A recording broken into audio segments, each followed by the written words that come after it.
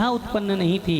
तो उन्होंने कहा महाराज यदि भगवान किम करतुम अकर्तुम अन्यथा करतुम सर्व समर्थ हैं और भगवान में यह सामर्थ्य था तो फिर युद्ध होने क्यों दिया? 2.5 घंटा कौरवों और पांडवों के मध्य में फिर गीता को उपदेश क्यों दिया? इसका तात्पर्य है मनुष्य में पुरुषार्थ हो तो वह होनी को भी टाल सकता है, फिर भगवान ने टाला क्यों नहीं?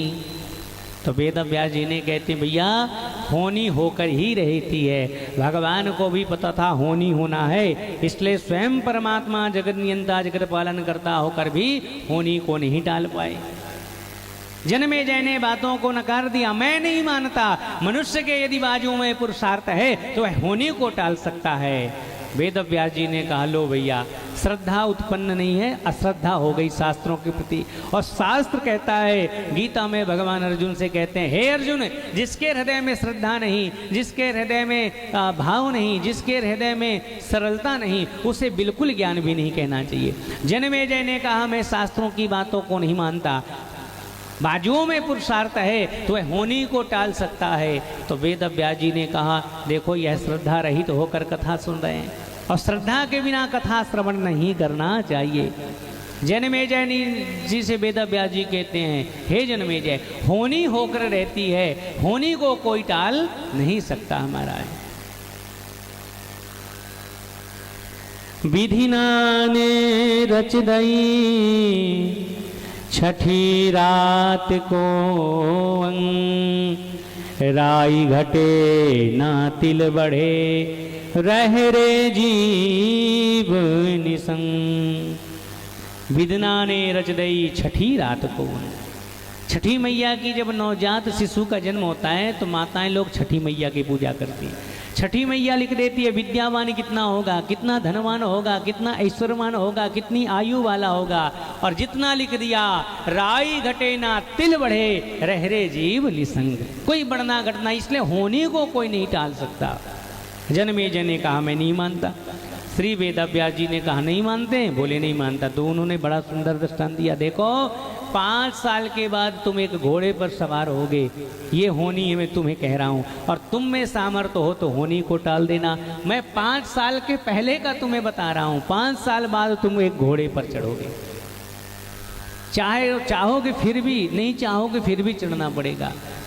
घोड़े का रंग सफेद होगा और सफेद घोड़े पर चढ़ के जब दक्षिण की दिशा जाओगे, नहीं जाना चाहोगे फिर भी तुम जाओगे, और दक्षिण दिशा में जाओगे जब एक सरोवर में एक युवती मिलेगी जिससे प्रेम हो जाएगा, ब्याह करोगे, उसके कारण ब्रह्म हत्या करोगे और उसके कारण सारे शरीर में तुम्हारे तमाम प्रकार के कुष्ठ रोग हो जाएंगे और तुम मृत्यु को प्राप्त हो जाओगे। ये तुम्हारी होनी है, यदि टालना चाहो तो टाल।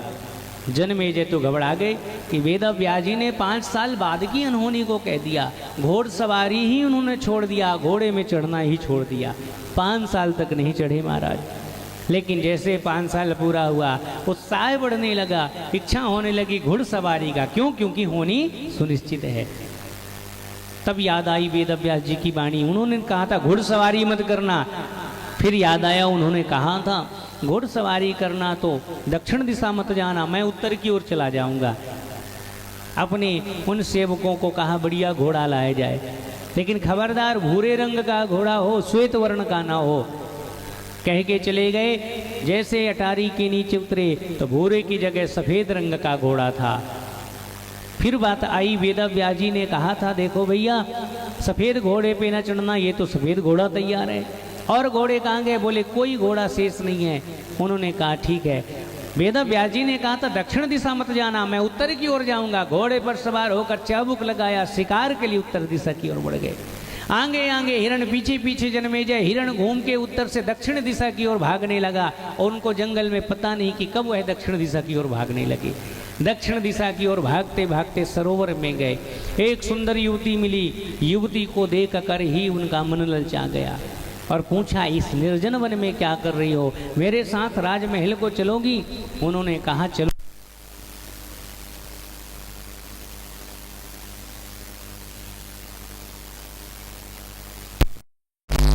उनके जाके ले गए और बढ़िया ब्राह्मणों को बुलाया गया ब्याह के लिए। ब्राह्मण बेचारे कहीं और चले गए थे। ब्राह्मण के पुत्र थे, बोले जैसे ब्याह बने वैसे ही ब्याह करा दो। ब्याह करा दिया। अब दान देने का समय आया, जैसे उस सुकुमारी स्त्री ने दान दिया, थोड़ा हाथ उठाकर साड़ी का पल्लू थोड़ा सा नीचे से उड़ा हवा में और उसके अंतः अंग दिखे। ब्राह्मण के सुकुमार बालक देखकर हंसने लगे। अब तो बड़ी क्रोध करने लगी, हे पति देव, मुझसे प्रेम करते हो तो इन ब्राह्मणों का वध कर दो। उन ब्राह्मणों का वध कर दिया, ब्रह्म हत्या लग गई, सारे शरीर में कुष्ठ रोग हो गया। तब जाके वेद व्यास जी की वाणी याद आई, होनी को कोई टाल नहीं सकता है। गए महाराज, मुझे क्षमा कर दीजिए, क्षमा कर दीजिए, इस कुष्ठ रोग से मेरी निवृत्ति करिए। उन्होंने कहा, आप वैशंपायन से महाभारत की कथा सुनो। अब जैसे ही जिस कथा के प्रति तुम्हारी अश्रद्धा होगी, जब तक श्रद्धा रहेगी, जितने अध्याय सुनोगे सारे अंगों का कुष्ठ रोग ठीक होता जाएगा। लेकिन जिस अध्याय पर श्रद्धा नहीं रहेगी, वही अंग तुम्हारा ठीक नहीं होगा और गल के मर जाओगे। कथा सुनने लगे वैशंपायन से बड़ी श्रद्धा पूर्वक, सारे कुष्ठ रोग अंग के ठीक हो गए। लेकिन एक प्रसंग में वैशंपायन कहने लगे, हाथी के बल लेकर भीम 10,000 हाथियों का बल रखने वाले थे। एक हाथी को उठाकर ऐसे अंतरिक्ष में घुमाया, पृथ्वी के बाहर जाकर वह हाथी पृथ्वी का चक्कर लगाने लगा, इतने बलवान थे। उसी समय जन्मेजय ने जोर जोर से हंसने लगे। हंसते हुए कहा, महाराज ऐसा भी किसी के बल होता है? वैशंपायन ने कहा, तुमने कथा के प्रति श्रद्धा नहीं रखी, अश्रद्धा हो गए, ये अंग तुम्हारा ठीक नहीं होगा। और वही अंग गल गया, उसी समय उनकी मृत्यु हो गई। तो कथा कहने का भाव श्रद्धा होना आवश्यक है। श्रद्धा बिना धर्म नहीं होई, बिनु मही गंध की पावई कोई। श्रद्धा का तात्पर्य प्रेम है, और प्रेम अर्थात श्रद्धा भगवान रीझते ही हैं श्रद्धा या प्रेम से। श्रद्धा का पर्याय सज्जनों प्रेम कहा गया है। श्रद्धा ही प्रेम है और प्रेम ही श्रद्धा है। 7वें स्कंद में जब प्रहलाद जी दैत्य पुत्रों को उपदेश देते हैं और दैत्य पुत्रों ने निवेदन किया, प्रभु कृपा करके हमें बताइए कि भगवान की प्राप्ति किसे होती है। भगवान की प्राप्ति करने के लिए ब्राह्मण होना आवश्यक है, भगवान की प्राप्ति के लिए देवता होना आवश्यक है। कौन सी पात्रता जीव को चाहिए भगवान की प्राप्ति करने के लिए? तब उन्होंने कहा कि नालम द्विजोत्तम देवत्तम ऋषित्तम वसुरात्मजा प्रीणनाय मुकुंदस्य नावृतं न बहुज्ञता न दानं न तपोचेज्य न शौचानि न व्रतानि च प्रीयते अमलया भक्त्या हरिरन्यन्द विडम्बनम। श्री प्रहलाद जी के वचन हैं। भगवान की प्राप्ति श्रद्धा से होती तो है सज्जनों, प्रेम से होती है। तो भगवान रीझते किसते हैं कि नालम द्विजोत्तम देवत्तम ऋषित्तम वसुरात्मजा प्रीणनाय मुकुंदस्य नावृतं न बहुज्ञता। ब्राह्मण होना ये भगवान की प्राप्ति का साधन है, बोले नहीं। ऋषि होना बोले नहीं। वसु होना देवता होना बोले नहीं।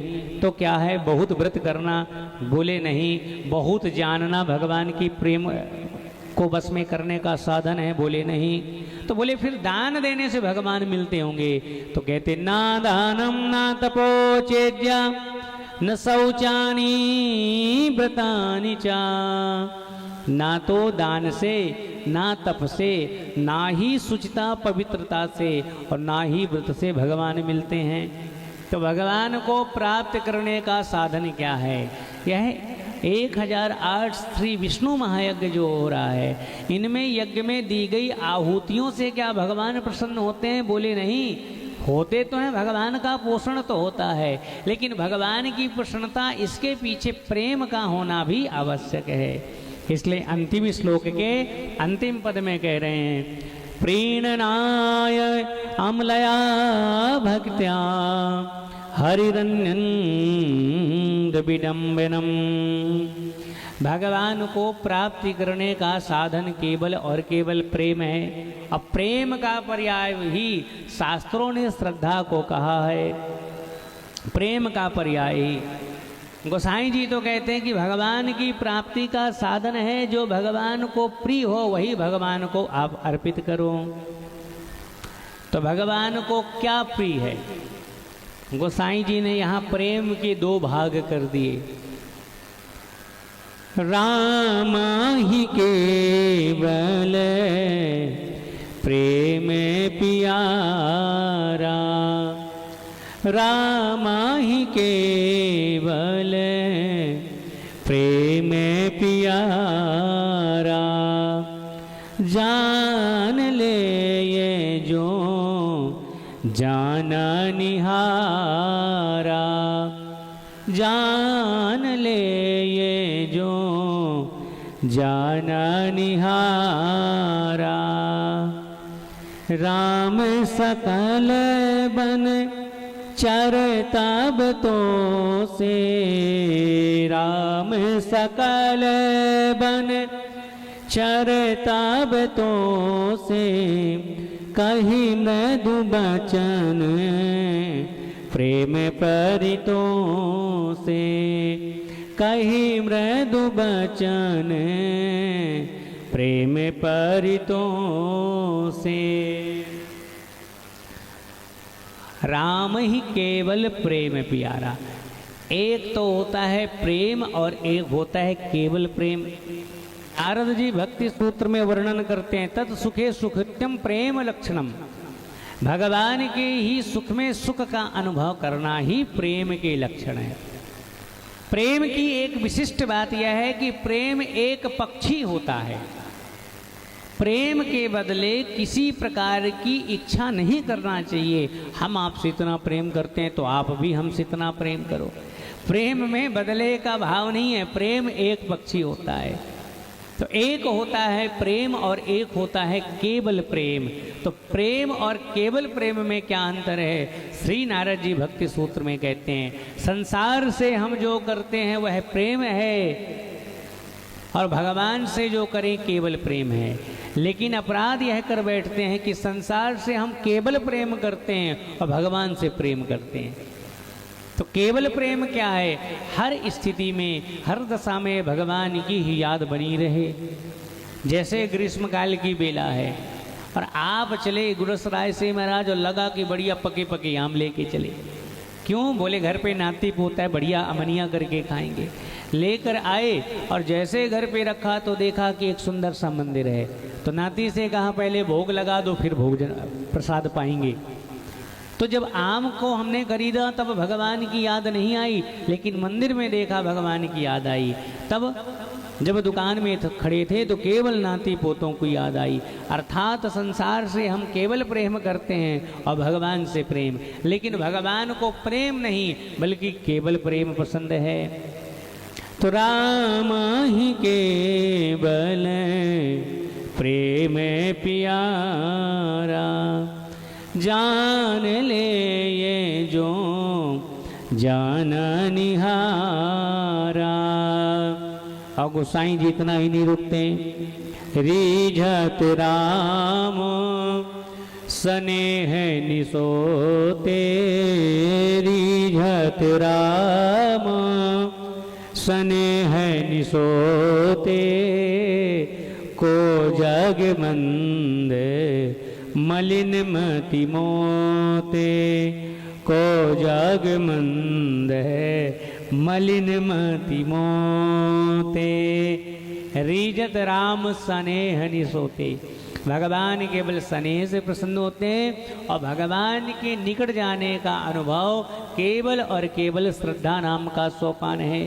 तो भगवान के हम निकट गए हैं। यह श्री भक्ति रसामृत में जीव गोस्वामी जी कहते 9 ऐसे सोपान हैं। उन 9 में से पहला सोपान है श्रद्धा, जिसका हमने भावपूर्वक श्रवण किया। अब श्रीमद् भागवत जी का समय हो गया है।